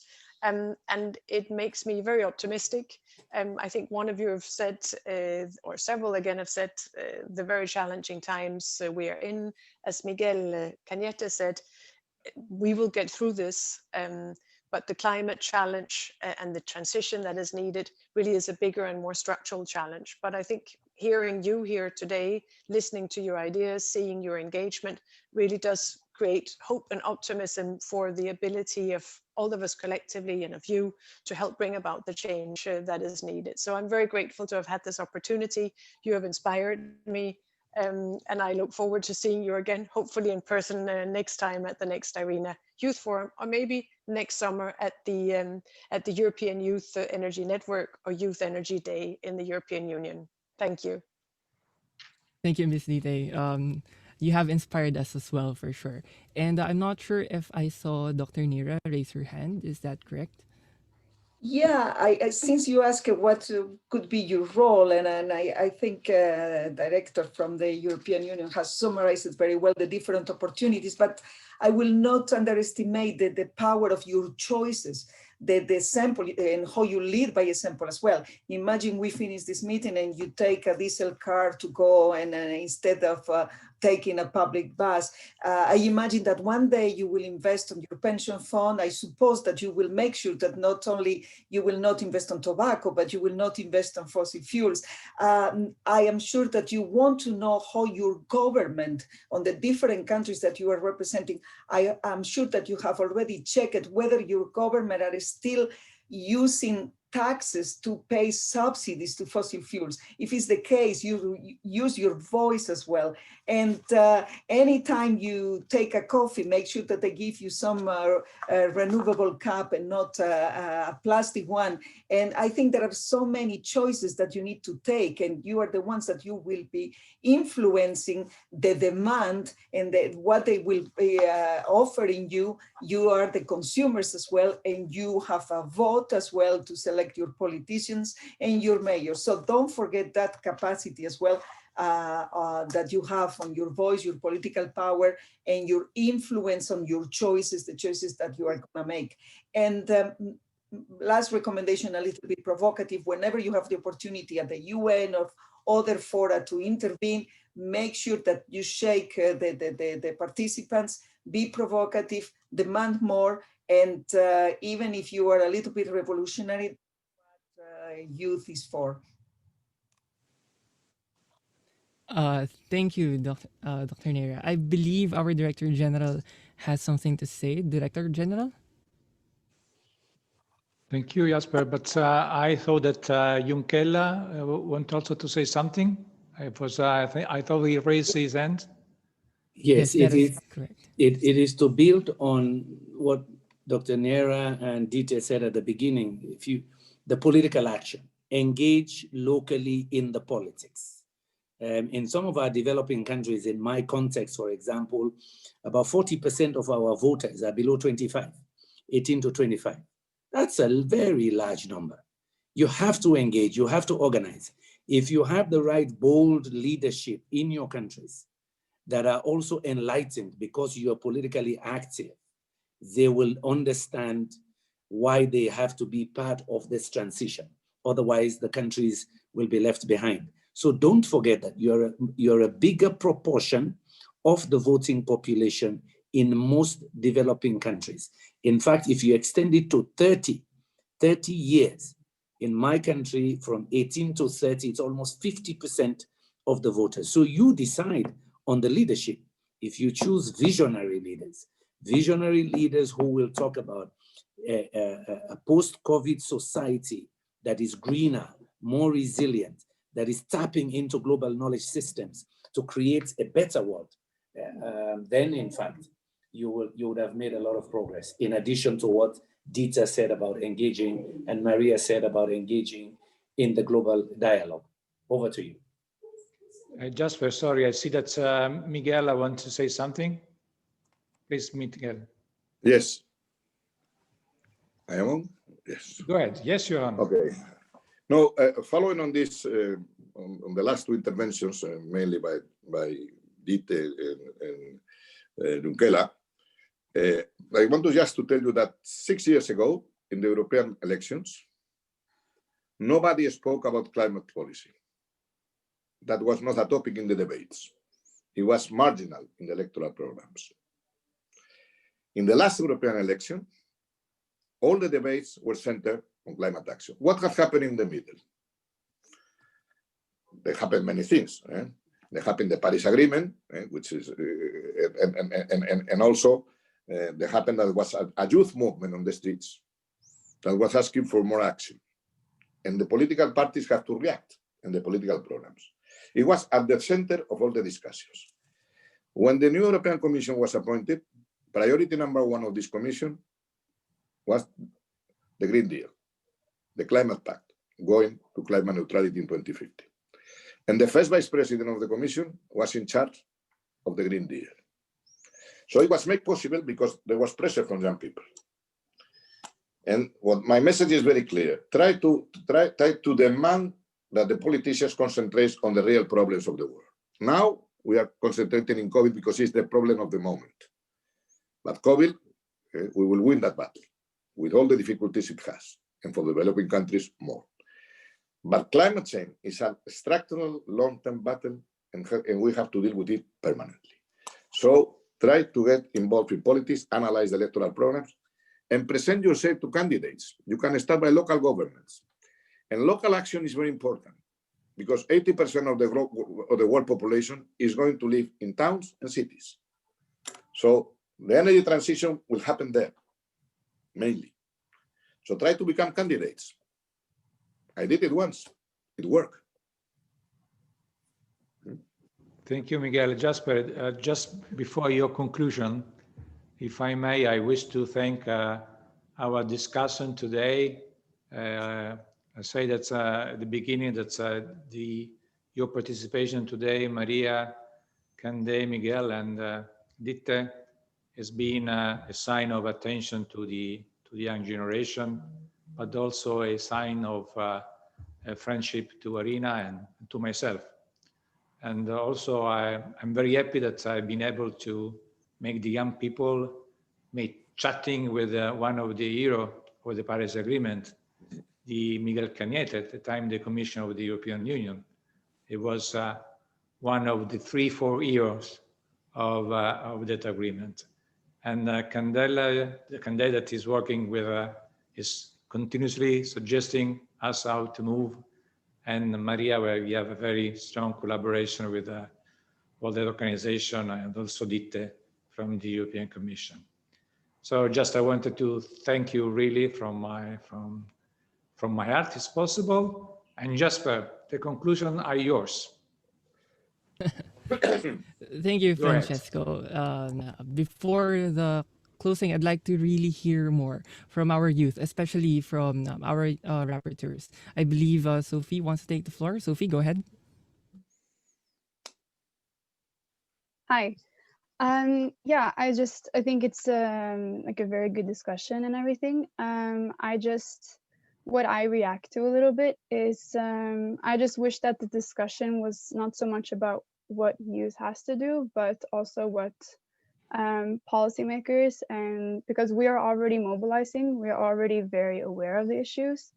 As we've seen in like 2020, 2019, like I mentioned, we are mobilizing and we're trying to make change and we're voting and we're very active already, but we're not the ones who are in charge and who can actually make the policy. And in many countries, in democratic countries, sometimes, I mean, maybe next time you can vote is in 4 years. And that's a long time in this very quick revolution, as you guys describe it, you know? So I wish we could at least also talk about what adults can do and what these, I'm saying adults as I'm a child, but you know, as policymakers and international organizations, how can you guys better listen to us? Because I'm from Norway.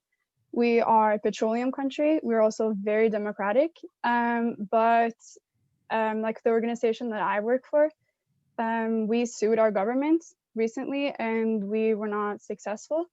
And we even have a paragraph in our constitution that is supposed to protect our climate for sustainable use. So, and we didn't get any support from our system. So how can a country like Congo or Cameroon, or how do these countries and activists in these countries then, how can they be heard? And we need to get support from international organizations because our governments sometimes fail us. So I wish that IRENA would give us, or you guys would give us a bit more help in how can we be listened to. Thank you. Thank you, Sophie. And before we hear the responses and interventions from our high-level, excuse me, panelists, we also have some interventions from Vrinda. Vrinda, you have the floor. Hi. Yeah, I completely agree with what Sophie's saying, because I think we are trying to take the first step to initiate, but I think somewhere there needs to be that bridge between like adults and representatives of such forums and our governments as well, especially coming from India, which is a developing country where we can definitely do a lot with renewable sources of energy. But the only concern is how do we get involved, and how do we have majority of electorate, which is also below the age of 25, get involved? And how can we make these opportunities, how can we put pressure on our governments in democratic forums with help from international organizations like these, to sort of be heard and be listened to? Because I think this dialogue is somewhat one-sided, especially when it comes to countries like ours, where the youth is really trying to have their voice heard, but we feel like our voice is being muffled with the bureaucracy and the policies and just not being taken seriously. So how do we bridge that gap where we have forums like these, but it doesn't always translate into policy? Thank you, Vrinda. These are very strong points, and we really hope to hear from our high-level representatives on your response. While we're waiting for someone to respond, we also have Lydia to make her intervention. Lydia, you have the floor. Thank you, Jasper. At the start of my intervention, I mentioned that I was looking forward to seeing the empowering outcomes and looking as to what this year's participants are bringing to the table. And I think our interventions today, I'm proud to say that we are making progress. We are making progress not only as the youth by bringing our ideas, but we are also working to be more powerful, to create a greater change and really be the driving force of this revolution that it needs. And hearing from our panelists, I think that it is clear. I think that over a year from now, we have solidified a partnership that is working. We are working together to create change. And I fully support what Sophie and Vrinda were talking about. I think we need to create that partnership. We need to continue to act together and united, as I was mentioning before, and it's only that partnership which will work. We are only at the start of it now, and as we've mentioned before, it needs to be rapid. So what I would urge, and as a participant last year, I think what is so important is that we continue on this path, that we continue united, and that we continue to give youth the opportunities that they deserve, because I know that we can bring the solutions if we are heard. And this IRENA Youth Forum is proving to be that solution. So I just want to say that we should continue in a future like this, because it is truly remarkable what change we can have if we continue to do so. Thank you, Jasper. Thank you, Lydia. Dr. Yamkela, I believe you have some words. Can you unmute your mic? Yeah, well, let me make two offers to you. I am inspired by you, and I'm in some discussions with IRENA now to support 4 countries, Liberia, Sierra Leone, and Guinea. We're very advanced in the discussion, but I think now we can add the possibility of having an IRENA Mano River Union Youth Forum. So I'm volunteering to work with IRENA to mobilize youth within those 4 countries, because we have an organization called the Mano River Union Political Organization, but maybe we start a small youth entity there to be engaging in this dialogue. The second one is probably for me and Dr. Niara, since we're both leading HEPA, to see in our future discussions how we can get the youth engaged in the advocacy for cleaner air and dealing with household air pollution. But that we will take back to the HEPA Secretariat and see how and who would be able to help or sponsor having a youth advocacy entity for that. Over to you. So in other words, you're right. We talked a lot about what you can do, but perhaps how do we get you involved in some of our global initiatives? Over to you. Thank you, Dr. Yamkela, and also Dr. Nera. You have some words. Yeah, thank you. I think Kande already mentioned something that I wanted to mention. You will be very much welcome, with the permission of Francesco La Camera, of course, because this is a group working with IRENA. But since IRENA is an important member of the Health and Energy Platform for Action, You should be represented there as well. And but as I said before, it's not a question of being represented or attending our sometimes hierarchical and formal meetings. I think your group, you have identified already many things, from your individual choices to how you can influence politics and your vote. And you're right, you don't vote every 5 minutes, but how you can create a movement. Since you have, I'm sure that you have lawyers, students, or identify the legislation you want to change, or the little things you want to change, and then come back with a demand for that. Second, identify how is this affecting your health, and then put pressure on all the meetings you will attend. Of course, I'm embracing the importance of health here, but maybe if you understand how this is affecting your health, you can put pressure on all the meetings and platforms and events you will be attending, saying, okay, it looks like this is creating a lot of damage for the new generation, including our brain, because it's clear that our brain is affected as well by air pollution. So I want you to reassure me that action is taking. Otherwise, this can end up in the tribunal. So be provocative and be very much demanding and ambitious, and don't be afraid of being qualified as a little bit revolutionary, because this is exactly what we need. Probably it's my youth nostalgia, the one talking, because I was very revolutionary at your age. So I would love to be with you instead of this side of the of the group. But you will be definitely, Francesco agrees, since Cande has already proposed it, we will be very happy for you to join the HEPA platform as well. Over. That would be amazing. Thank you, Dr. Nera. And we're seeing that the interventions from the youth right now are already part of that provocative stance from the youth. And it's unfortunate that we have such little time remaining. Nonetheless, let's continue with the interventions. I request for your brevity and conciseness to save time. I believe we have Siwa to take the floor. Siwa, you have the floor. Thanks, Jasper. It's just unfortunate that Ms. Ditta is actually not here, because this question would have been better answered by her, I think, but also Mr. Yamkela, because he alluded to the fact that we didn't speak about, or we didn't speak enough about youth entrepreneurship and youth involvement in creating these solutions. I, for example, come from Southern Africa, so I can kind of speak to the perspective of South Africa or Zim, or even Botswana, where there are young people that I know in their 20s, early 30s, for example, people who've built, for example, or we're in the process of building solar home systems, for example, or even projects that could perhaps become utility scale, at least maybe embedded generation for municipalities. However, you have our governments who literally blockade us at every single turn. So I'm not sure how we get across that kind of aspects, for example, where, say, in my country, which is coal dominated in South Africa, you have provisions in the government to try and transition us into a just energy transition.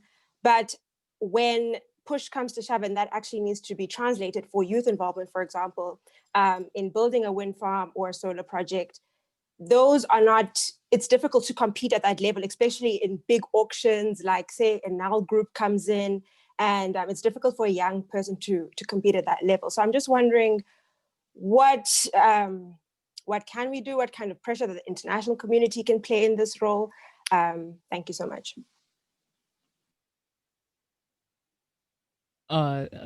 Thank you for that. And let's also hear from Alona. Alona, you have the floor. Yeah, thank you, Jasper. Hello to everyone. So probably I don't have a question, but I would rather have a comment or a quick reflection to our discussion. So I just wanted to emphasize that despite all the challenges that we're facing right now, maybe some policy barriers, lack, or maybe little support from the government that we see right now, I just want to bring to your attention that change is happening. Change is happening right now across all countries, across all regions, and this change and transition is led by youth. I represent here the Global Youth Climate Network, which is one of the volunteer initiatives run by the young professionals of the World Bank Group. And we recently had the full participation in our 2021 Climate Ambassador Program. For that program, we received around 2,400 applications from 153 countries across the world. And to be honest, when I reviewed those applications, I was really impressed by all the action taken by youth to support clean energy transition, to support adoption of smart agriculture practices, to support the initiatives for plastic-free life and clean oceans and many, many others. So probably my comment would be just to encourage youth, to encourage the participants of this IRENA's Youth Forum to continue taking this action. Despite of disappointments, despite of the challenges that we see right now, just take action, because even small action matters. And maybe just like one last comment, that be the change you want to see in this world. That's the most important. So thank you so much. Over to you, Jasper, and over to other speakers. Thank you for your intervention, Alona, and thanks for providing that insights on the opportunity. We'd also like to hear from Esther. Esther, you have the floor. And please make your interventions brief. Thank you. Thank you so much, Jasper. Such an insightful event. Mine is a question to Honorable Kande, and just to highlight, like I'm from Kenya. So in Kenya, you find there are few professionals in the renewable energy sector. And most people, if you try to explain to them what these technologies are, it's really hard for them to understand, especially those in the rural areas. So education is a key outcome from our discussions. And we feel like our government is not supporting as much as we want us to feel that they're engaged in our activities, in our whatever we are doing. So, and they can play a key role in mobilizing as many youths to take up these courses in the education in the renewable energy sector to help us at least help everyone to gain the understanding of the energy sector to ensure a just transition.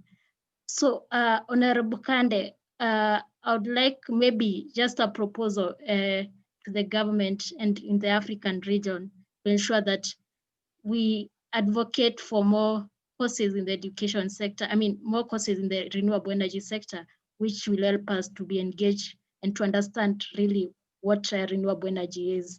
The other bit is about entrepreneurship. Most people complain about poor environments of doing businesses, especially those undertaking renewable energy businesses, which there are no standards, there are no policies which can guide them in doing these businesses. So it's a proposal to the governments.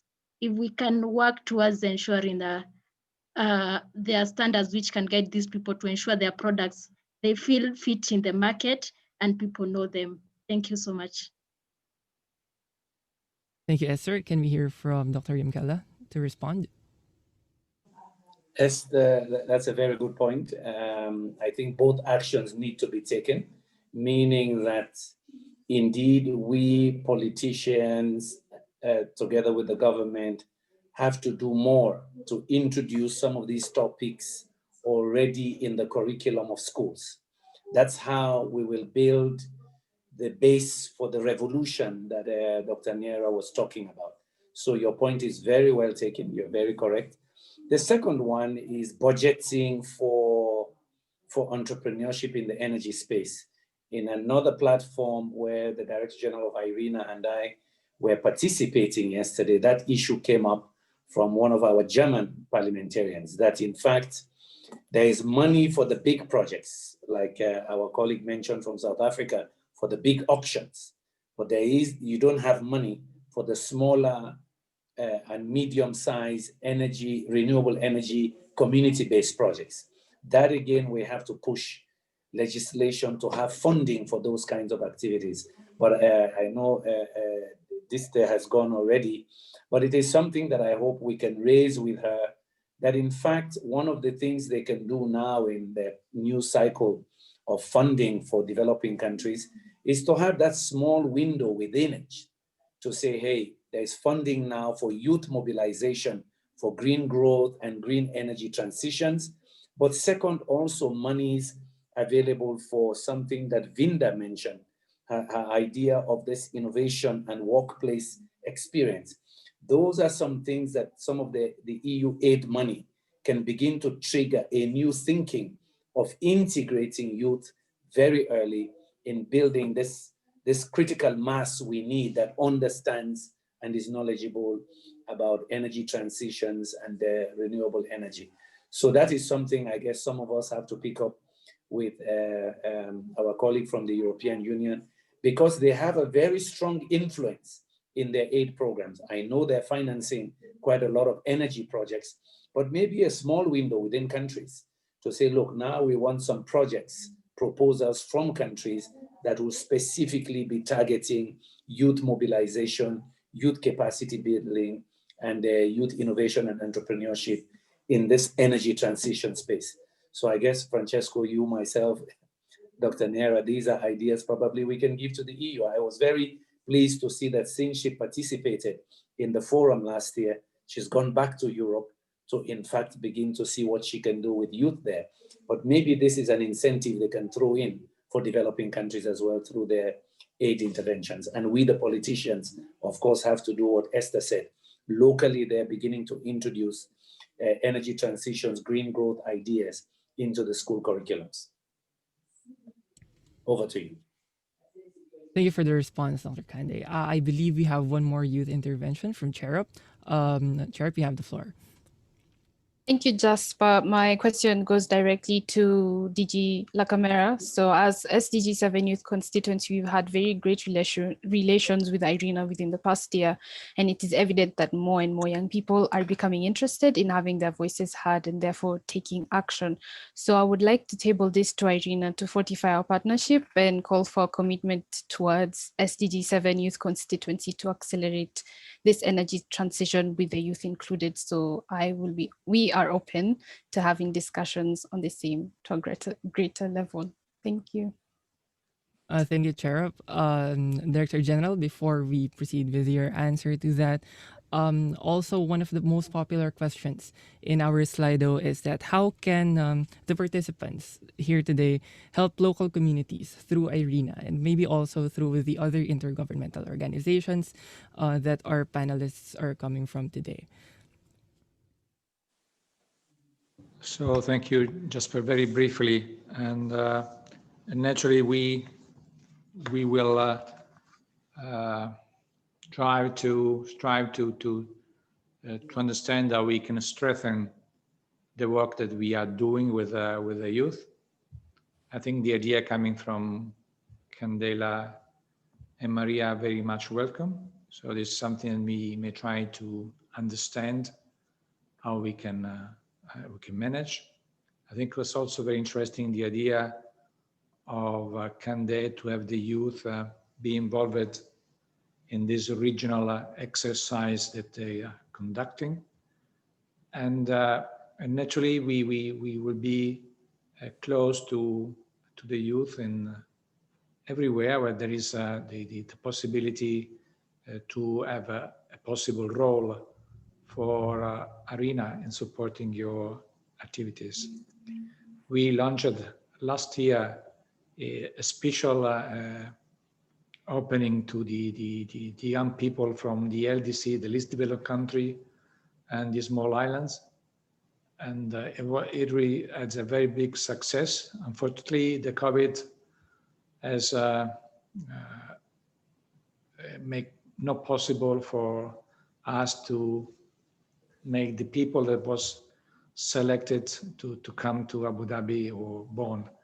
But I hope that with the vaccination, the COVID will leave us as soon as possible.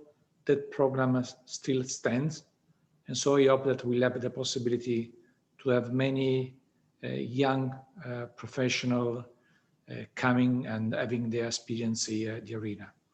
So really ready and for all option. As you may remember, we were one of the first action of my tenure was to ask for having this youth forum in the occasion of our General Assembly. We had already two occasions this year, very difficult year, to be close together. And I hope that, I'm sure that we'll have more opportunities in the future. So thank you again all. And Jasper, to you back for your conclusion. Thank you. Thank you, Director General.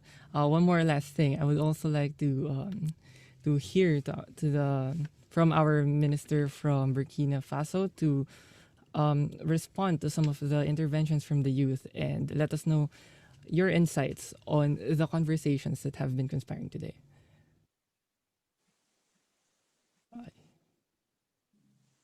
Now we can't seem to hear you. Okay, there we go. Can you hear me? Yes. Yeah, I think it was a great opportunity to hear more from the youth. And I would like to just give an insight, from me. I have been advocating for the youth since I was at high school, and I know the struggle that the youth have, in the political arena. What I would say is that it's really not easy, for the youth to have his voice heard, and that's something that we have experienced everywhere. But from my own experience, I would say we need to stick together and to be united and to have our voice heard. And one thing which is important, I think we need the youth to get more involved in politics, because that's where we have the possibility to change things.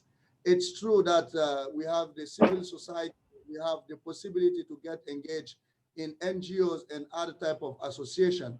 But at the end of the day, it's the policymakers that are making the decisions, and we are all obliged to follow. And that's why I think it's more important. It's true that we are voting, youth are voting, they are getting engaged, but we need to have more youth at the table, at the decision-making, table. And that's where you have the possibility to make things, to make your voice really heard. And I know, from my perspective, that it has not been very easy. But having said that, we have the possibility now to have some opportunities like IRENA that is giving us some opportunities to have our voice heard and to be able to get engaged. From my side, I would say that if I haven't been that young, there are some decisions that I would not be able to take. That there are some decisions I wouldn't dare to take, from the political arena, because it's very difficult when you are senior politicians to make some of the decisions that I took. And for me, I had nothing to lose, because I still have my career ahead, and I was ready to take some big and bold decisions. And that's why I think we need more young people around the table, and that will make things easier, and it will help us to advance more. We don't have enough time, but anyhow, I would assure you that we are on a good path, and I believe in the youth to be able to support us and to help us to reach our common goal. And the youth is the driver, it's the energy for the world. You have the possibility to go to innovation and to take some risk, and we need you. And I would like to ask you, don't discourage yourself. Go ahead, you are on a good path, and I think together we'll make the world a better world to live. And I'm sure that in the renewable energy area, you guys will be Atsuka, the one who will be help us to go forward. Thank you very much, and we are looking forward to our next discussions. Thank you, Minister. Those are great concluding remarks. And as much as I would like to hear more responses from our panel, we no longer have time. I hope that maybe in the future we would have another opportunity to make the discussions and continue on from what has been raised today. All your inputs and contributions will be included and reflected on the outcome document that a young participant chosen among all of you will report to the 11th session of the IRENA Assembly at its plenary session that will take place on the 21st of January.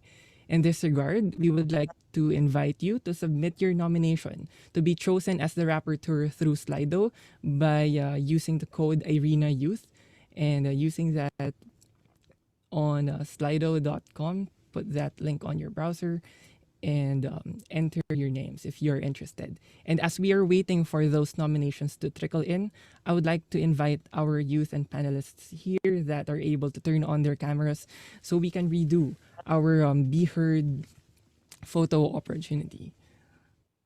Please turn on your cameras and your signs, and let's hear from the tech to advise us if they're going to take the photo.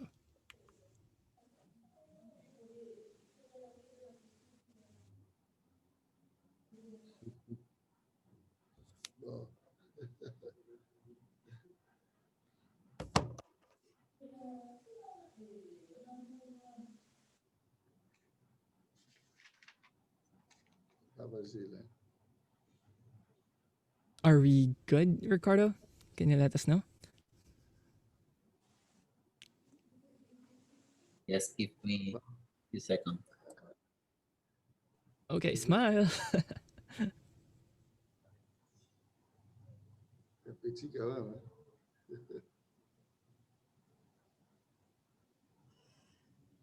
Thank you a lot. Okay, thank you very much. And I would like to say that, if anything, not only have we been given the chance to raise our voices in this youth forum, but we've also been assured that our high-level representatives also acknowledge our role in this transition. Through our youth representatives, we are also manifesting that the adult, if I may say, decision makers have also the responsibility to create these concrete pathways for our engagement and involvement. And with that, big thanks and congratulations to IRENA for successfully holding this event. It sure is an impressive feat to adjust to the pandemic and hold this string of events in a virtual platform. I wish the best for the IRENA 11th Assembly happening next week. Director General, Minister, thank you for your compliments and thank you very much for having me. And I certainly do hope to be more involved with IRENA's work following this forum. With this, I would like to thank you all again for this fruitful discussion, and I wish you all good health and look forward to continuing utilizing the IRENA Youth Forum as the platform where we can continue promoting youth engagement and a just and inclusive energy transition for all. Thank you. Thank you. Bye, everyone. Bye-bye. Bye, everyone. Thank you so much.